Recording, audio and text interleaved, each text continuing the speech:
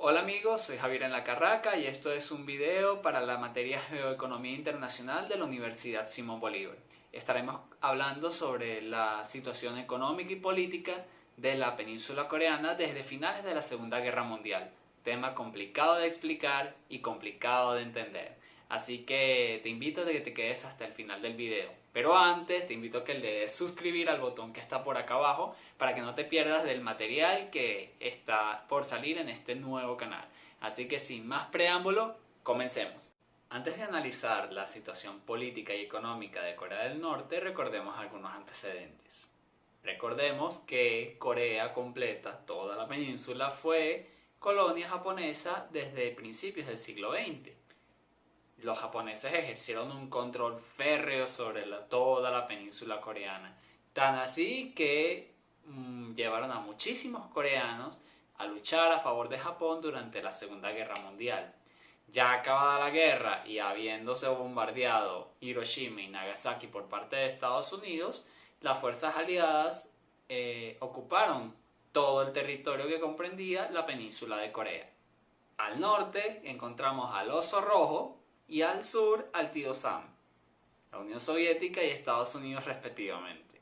Claramente al norte se estableció un gobierno de porte socialista y al sur un gobierno de porte capitalista y más occidental. El norte apoyado por la Unión Soviética y China, que eran los bastiones del comunismo en esa época, y el sur apoyado por Estados Unidos. Ambos territorios están divididos por el famoso paralelo 38, que representa la frontera más vigilada, custodiada y militarizada del planeta. Ahí realmente se respira un ambiente de tensión perpetua. Luego de que la península se dividiera en las dos Coreas, estalló la Guerra de Corea, que era el intento del norte por adueñarse de todo el territorio del sur para establecer un régimen socialista en toda la península. ¿De acuerdo? Esto lo hizo con apoyo logístico del el gigante soviético y con apoyo de China también. Después de 3 largos y dolorosos años de guerra, la frontera quedó intacta. Ni hubo más territorio ni hubo menos territorio. En consecuencia, se terminó de establecer un gobierno al norte y un gobierno al sur. Al norte tenemos a Kim Il-sung, que fue un carismático guerrillero que luchó contra los japoneses en tiempos de la colonia. Y al sur tenemos a un gobierno conservador, de porte militar y porte nacionalista, con Syngman Rhee a la cabeza. Las diferencias entre el norte y el sur estuvieron fuertemente marcadas desde el inicio. Al norte se estableció, como mencionamos anteriormente, un régimen de carácter socialista, fuertemente totalitario y fuertemente represivo contra la disidencia y la población. Es un régimen que a lo largo de todo el siglo XX estuvo subvencionado, por decirlo de alguna manera, de la Unión Soviética, ¿de acuerdo? Esto era una práctica muy común de la Unión Soviética de financiar con ayudas económicas a sus repúblicas satélites y a sus estados aliados, entiéndase como Cuba, Vietnam, etc. Hasta la década de los 70, el estilo de vida del norte con el sur estuvo bastante parejo, la verdad, en cuanto a calidad de vida, riqueza entre la población, entre otros factores. Ya de aquí en adelante se empezó a complicar la cuestión, ya que en la década de los 80 el comunismo empieza a dar señales de agotamiento. Es decir, la Unión Soviética empieza a tener problemas económicos, a tener problemas de influencia, entre otros problemas que llevaron al decaimiento total del sistema socialista que llevaba la URSS ya en la década de los 90. Al ser Corea del Norte un estado prácticamente mantenido por la Unión Soviética, sufrió pues los coletazos de este derribo del sistema comunista y entró en una gravísima crisis económica en los años 90 que significó una hambruna terrible para la población. Esto se conoce como la Gran Marcha y según el gobierno de Corea del Norte fallecieron unas 200.000 personas por hambre. Pero Naciones Unidas ubica la cifra entre 2 y 3 millones. A su hermano del sur le fue un poco distinto. Ya vamos a ver por qué. Ya mencionamos que al principio, después de la guerra de Corea, el régimen que se estableció en Corea del Sur fue de carácter dictatorial y de carácter militar y carácter nacionalista.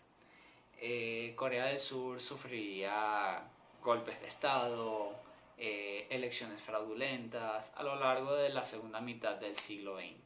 No fue sino hasta los años 80 cuando la sociedad surcoreana logra abrazar la democracia y consolidarla. Y es ya en los años 80 cuando la economía de Corea del Sur se dispara con el surgimiento de grandes tecnológicos como Samsung, Hyundai, LG y empieza a construirse y a labrarse ese Corea del Sur que todos conocemos hoy en día, donde se han creado cosas como el K-pop, hablando ya más del tema cultural. El K-pop es una tendencia mundial en cuanto a la música contemporánea. Y también están los K-dramas que son novelas coreanas, pero es un género que está muy en boga en todo el mundo. No por mencionar que es un sistema sumamente macizo en cuanto a sus instituciones y es un país donde se respetan las libertades individuales a diferencia de su hermano del norte. Entonces, se preguntarán ustedes, ¿por qué un país en que mueren 2 millones de personas de hambre fue un mantenido de otro país durante gran parte de su historia, es tan temido y está tan a la ofensiva todo el tiempo? Y siempre está en los tabloides con amenazas, con acciones que pensamos pudiesen desencadenar una tercera guerra mundial. La respuesta se resume en 2 palabras: programa nuclear. El programa nuclear de Corea del Norte empezó en la década de los 90 y empezó con el enriquecimiento de uranio para el desarrollo de bombas nucleares, ¿de acuerdo?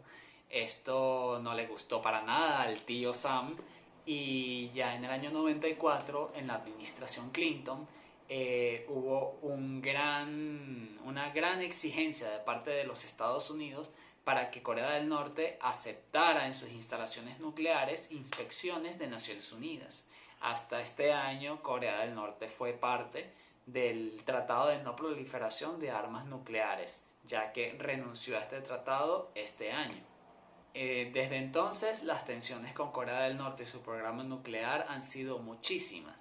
Van desde amenazas, van desde ayudas humanitarias a Corea del Norte, porque al final todo se reduce en que cuando Corea del Norte necesita una mano de Occidente, usa la única arma de influencia que aún conserva, que es su programa nuclear y las amenazas. Aunque es muy difícil saber tener a ciencia cierta cuál es la magnitud o el nivel de desarrollo de este programa por el hermetismo tan grande que tiene este país. Recuerden que hablamos del país más hermético del planeta, un país donde el internet no está conectado a la red global, es un internet interno, por decirlo de alguna manera.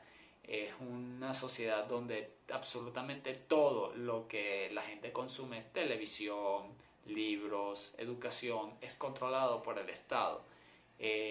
Resulta increíble ver fotos de Pyongyang, la capital del norte, de hace unos cuantos años y darse cuenta de que fácilmente pudiese confundirse con una foto de los años 60, 70. Pero volvamos al año 94. En el año 94, Naciones Unidas tomó acciones contra el gobierno de Corea del Norte, específicamente el Consejo de Seguridad de Naciones Unidas, con sanciones internacionales que comprendían el bloqueo y la limitación de varias entidades y empresas norcoreanas en los países miembros del Consejo de Seguridad.